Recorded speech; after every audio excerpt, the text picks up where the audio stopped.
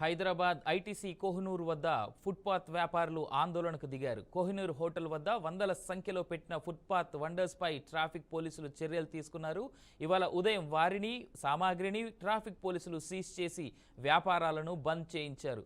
ఎలాంటి ముందస్తు సమాచారం ఇవ్వకుండా తమ సామాగ్రిని తీసుకెళ్లారని బాధితులు ఆరోపిస్తున్నారు.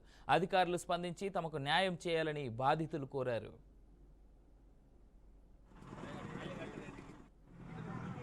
ఇగో చిన్న చూడు మొత్తం ఎట్లా కూర్చేశారో నీకు వీడియో పెడుతున్నా సార్ చూడు.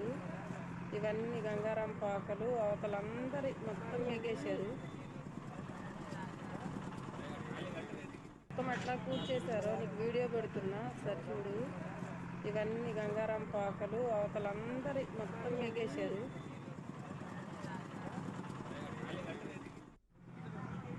ఇగో చిన్న చూడు మొత్తం ఎట్లా కూర్చేశారు.